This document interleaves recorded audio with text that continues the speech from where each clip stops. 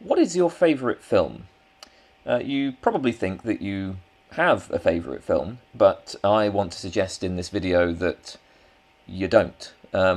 Actually, the argument here is going to apply to favourite anything, favourite album, favourite food, favourite TV show, whatever. But I'm going to talk about films just to have a specific example. I'm going to suggest you don't have any favourite films. So the question is, what could it mean to designate a film as your favourite? Like, what is this? What is it to have a favourite film? What are we actually saying when we say this? Well, one initial thought is just, well, look, my favourite film is the film that I like the most. That's it. It's the one I have the strongest preference for. Simple. Well, yeah, I mean, that's the simple answer, but that just raises the question of, well, what is it? What does that mean? What is it to like a film the most? So we can think about some things that it definitely doesn't mean. And one initial thought here would be, well, what it is to have a favourite film, to like a film the most, is that it's the one you want to watch the most. I just find myself with the inclination to put this film on more than any other. The trouble with that is that I might well be very selective about when I see my favourite film. So, I mean, if you asked me what my favourite film was, I would say 2001: A Space Odyssey, and that's been at the top of my list for many, many years. Since I was a teenager, I've always put that at number one. But it definitely isn't the case that it's the one that I want to watch most often. This is a movie that's very special for me, and it has, the experience of watching it is very intense. And because of the intensity of the experience, it's something that I want to, I want to space it out a bit. It's not something that I would want to have every week or even every month. It's for special occasions. And it's similarly the case that this is a movie that really only works in specific sorts of formats. I mean, I'm not so keen on the idea of just watching 2001 on a computer screen, for instance. Part of the way in which it's my favourite film is that, I kind of want to preserve the specialness of it. So, I want to see it in a good format, and I want to kind of have it, I want to give it the sort of best shot that it can get in terms of the presentation. And so actually I'm very selective about when I see 2001. I don't think this is particularly unusual. I think, a lot of people, their favourite film isn't going to be one that they're just watching every day. I guess it's actually quite rare for anybody to watch a film every day, but you get the point, right? It's not one that they're just watching very, very often. There are definitely movies I've seen more often than I've seen 2001, and because I desired to see them more often. So, okay, another thought would be, well, maybe your favourite film is the film that has the tendency to produce the strongest positive response in you. So this, I suppose, explains a bit about why it is you might not want to watch your favourite all the time, because as I said, 2001, very intense experience. So there's like a vivacity, a force, a strength to the experience I have when I watch 2001, and that's stronger. The reaction I have is stronger than the reaction I have to any other film, and it's a positive reaction. Now, of course, we have to immediately modify this to the film. The favourite film is the film that produces the strongest positive response in such and such conditions. Because there are going to be all kinds of circumstances where your favourite film will produce a very negative reaction in you. Like, let's say that I was watching 2001, when I have a migraine or something. Like, I'm just not gonna, that's not gonna be a positive experience. Or, you watch 2001 after some terrible life event has happened, somebody very close to you has died or something like that. It might actually be kind of it would be a very negative thing to be kind of forced to sit down and watch a movie in these sorts of scenarios.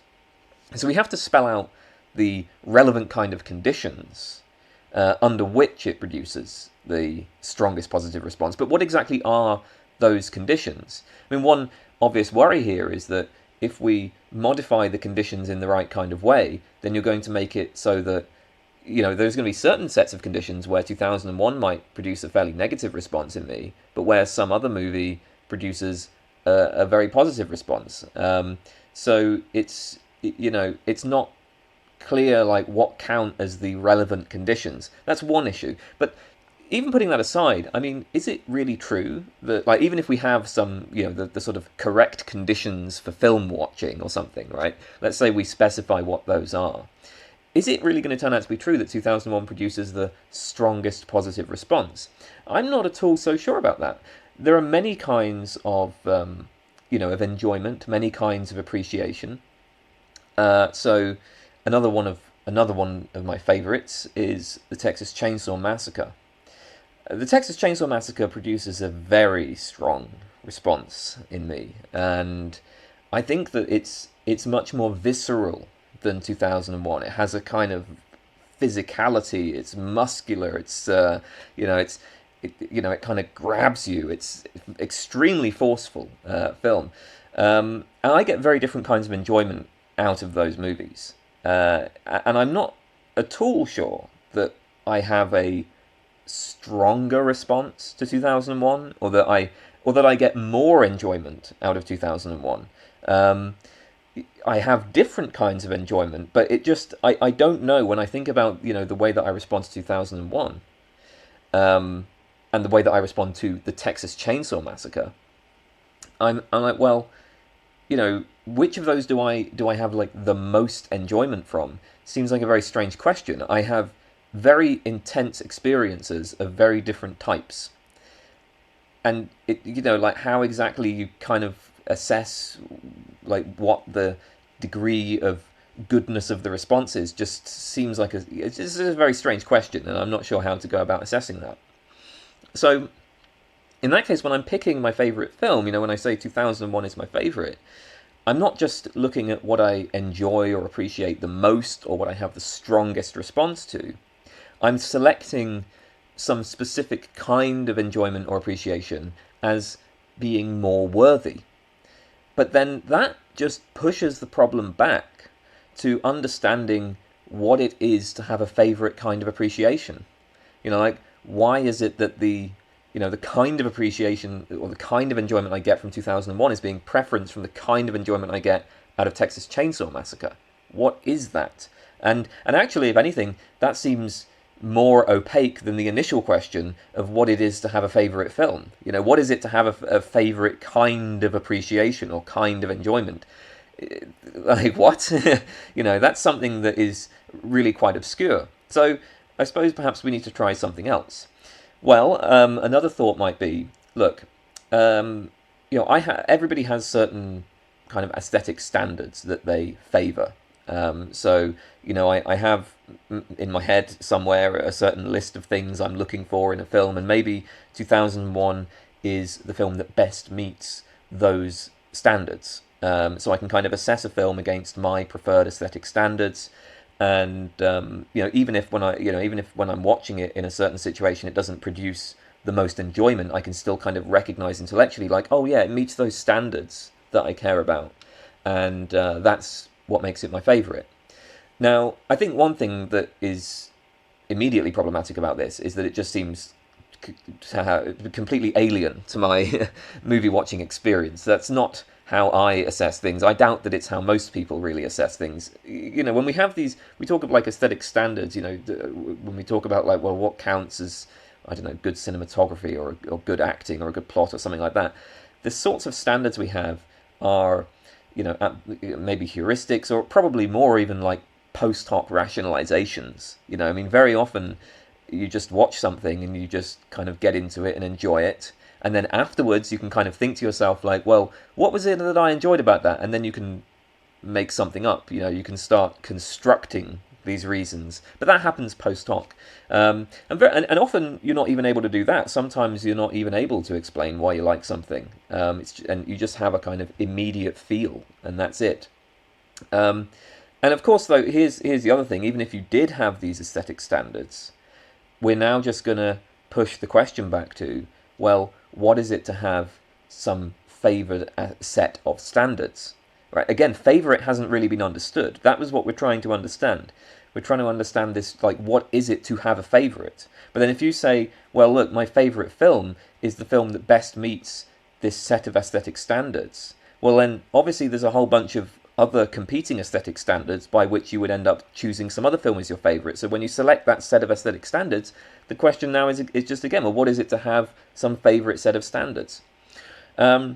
Okay, so another thought is maybe favourite film has something to do with the role that the film plays in your life. 2001 was, I mean, I think it's fair to say, a kind of a life-changing movie for me.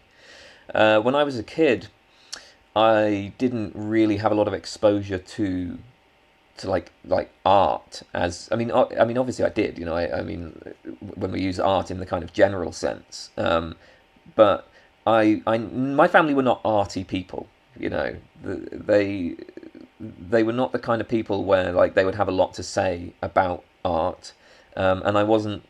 Nobody ever really made any effort to expose me to art. My family are just people who, you know, they just sort of watch whatever, you know, they'll watch what's on the television. And sometimes, you know, my mum did actually every now and then take me out to a museum, but it was, I think that, you know, my mum taking me to, you know, an art gallery or a museum or things like that, art museum, it was more that she felt, you know, a responsibility to kind of to sort of do things with me and to make me educated about the world. And you know, my mum was a great mum, so she did those sorts of things. And it wasn't so much because she had some kind of love for art.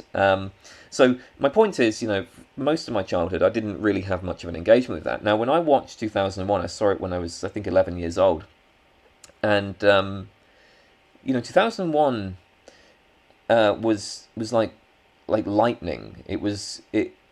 Because what it did is it made me realize that anything is possible in art, that art can do anything. So, you know, the sequences in 2001 of what really struck me about 2001 was not so much the psychedelic stuff at the end and the somewhat confusing ending, but it was just these long sequences of kind of emptiness. It was absolutely just stunning to me. I mean, actually, right from the start of the film, you know, the fact that the film opens with, you know, just like 10 minutes of just some, you know, apes hanging around, it's just breathtaking. I'd never really seen anything like this. And I kind of started having this thought of, like, well, what's the limit to this? Like, how far can this go? And of course, I realized there is no limit to any of this. And because I saw 2001, that sort of prompted me to get more into kind of art movies. There was a period of several years where I was like looking for, you know, where are the other 2001s? I want to see more stuff like this. And of course, I never found anything else like it because it is just completely unique. So that was, you know, a rather sad ending to that particular story. There was only one kind of thing like that. But still, you know, anyway, the point is, though, is that this was something which it made me realize that art can be anything. And so it kind of changed my conception of what art was. And so it has a very important role in my life. And maybe that's why, you know, that's what counts as your favourite. It's some film that has this impact on you. I think there are several problems with this. I mean, one obvious issue is just, that's not really going to make sense of the many people who, you know, their favourite film doesn't really have that sort of role in their life, right? You know, a lot of people will just, you know, they'll have films that have had a big impact on them, and then they'll maybe see something else when they're an adult, and they'll be like, wow, actually, this is the best. You know, this is my favourite. There are lots of people who will just have a film that on first viewing, with very little history, just immediately strikes them as like, wow, this is it. You know, that happens. So that doesn't work. And again, you know, we can again raise this question of, if I say that my favourite film is the film that has played this role in my life, why is it that history is relevant? Well, it's because I'm taking that as some sort of standard. And now again we have this question of, well, what is it to have a favourite set of standards? Like, why care about the history rather than all these other things I could care about? And of course this suggests a very general problem with trying to kind of uncover more about what it is that we mean when we talk about a favourite film. Whatever it is that, whatever I claim it is, by virtue of which 2001 is my favourite film, like whatever it is that makes 2001 my favourite film, the question is, well, what is it for me to select that kind of standard or that kind of property as my preferred standard or property? And that's just the question of, well, what is it for me to have that favorite standard?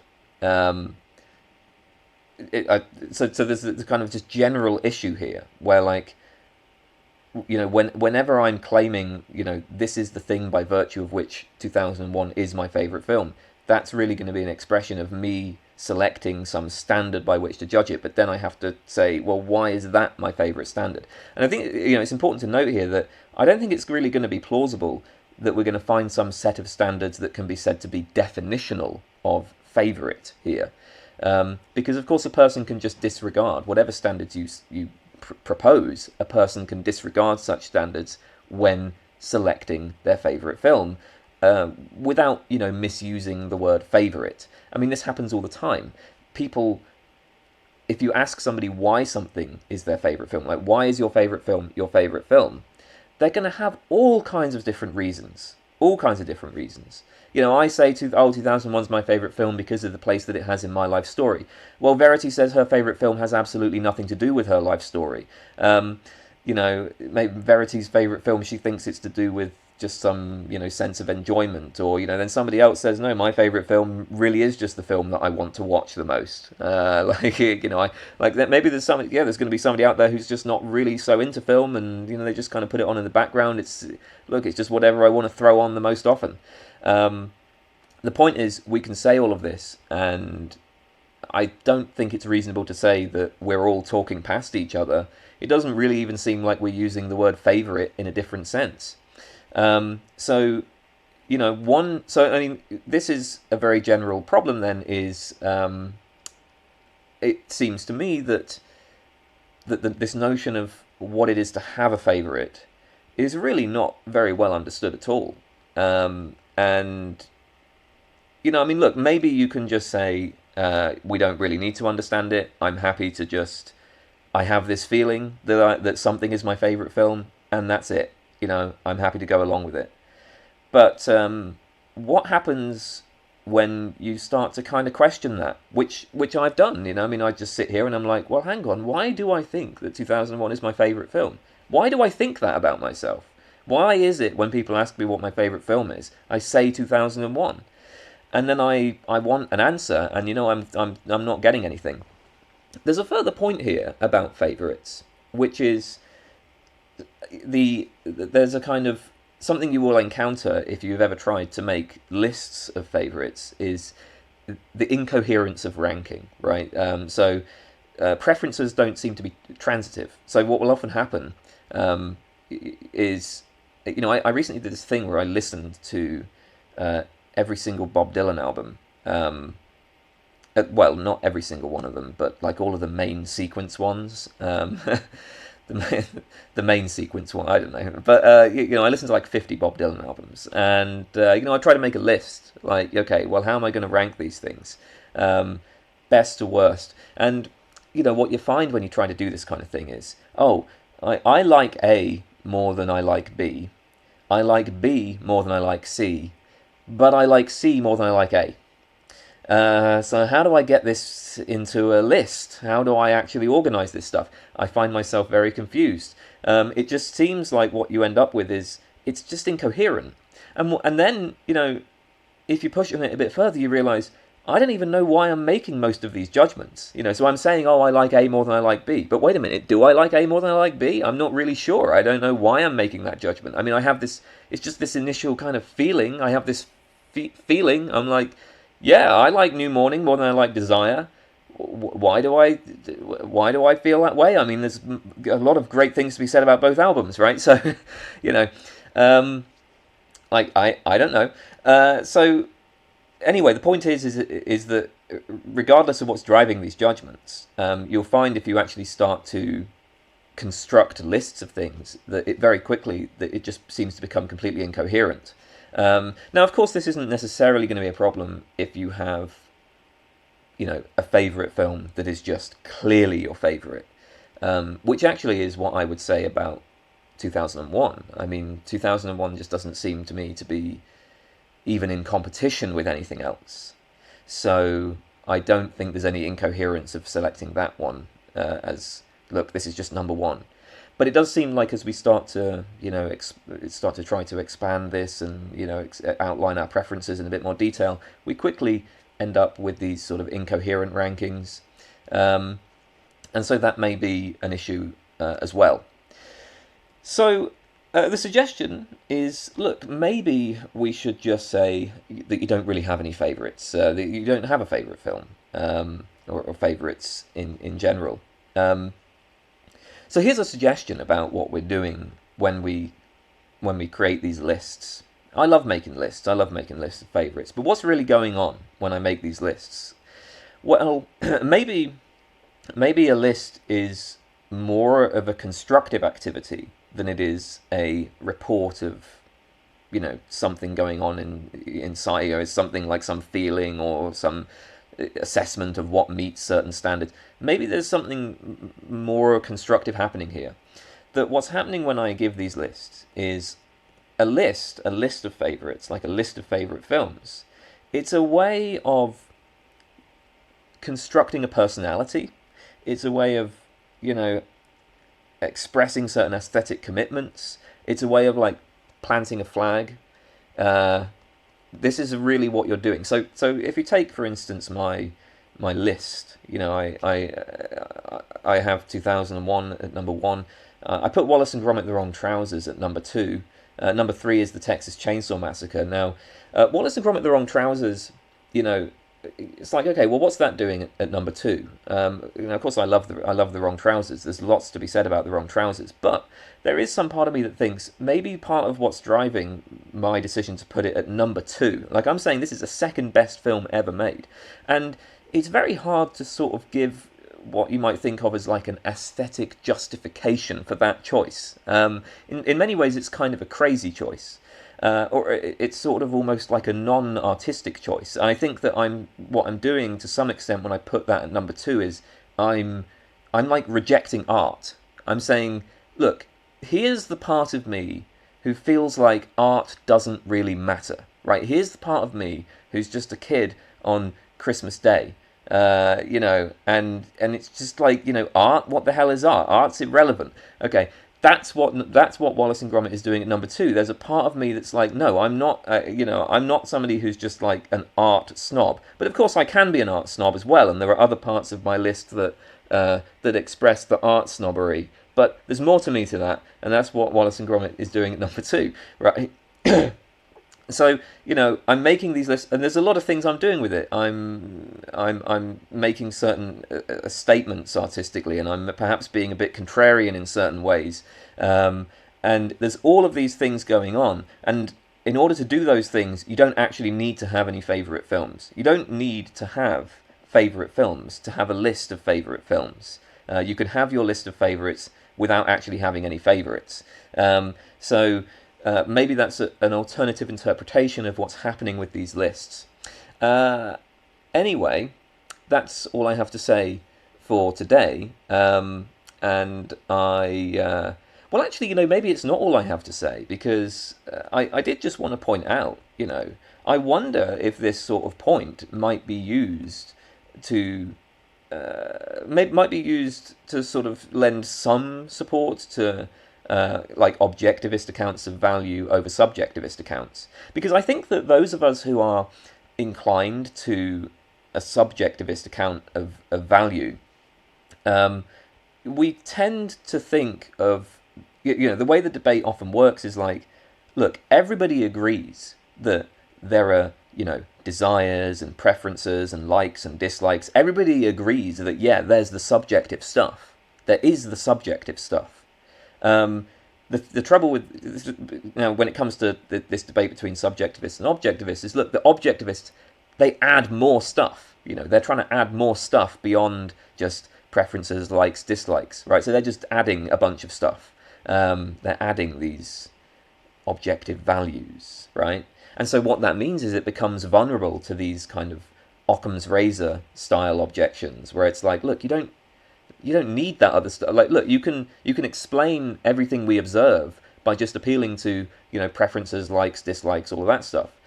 But maybe reflection on what I've been saying about the trouble of defining favorite, it might maybe lead an objectivist to say, hey, we don't really have a very good grasp on this inner subjective stuff. We don't really know what's going on there. And maybe we're not going to, so, maybe that's not going to account for what we think is, the obvious data that we observe about people's reactions to things, or, maybe we don't really even need to have that stuff at all.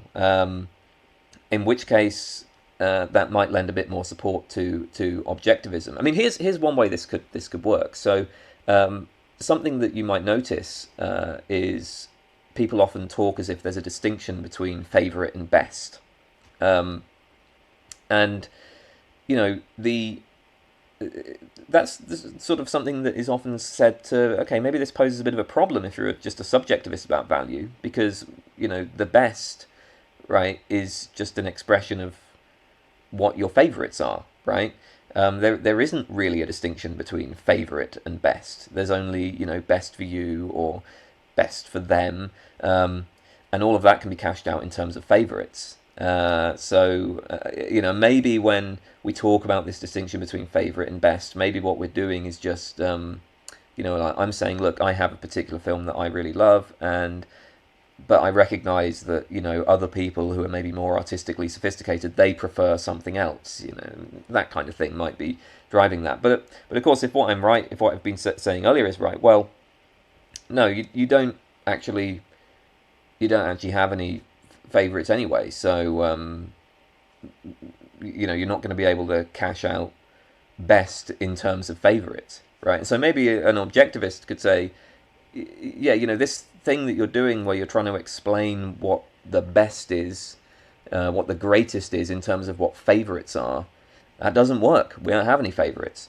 So there may well be consequences that follow for, our meta-aesthetics account of value. But that's just a minor point and not the main point. This is something I wanted to point out at the end there. But anyway, I'm gonna finish here because I've already been talking for nearly half an hour. So thank you for watching. I'll see you soon. Bye.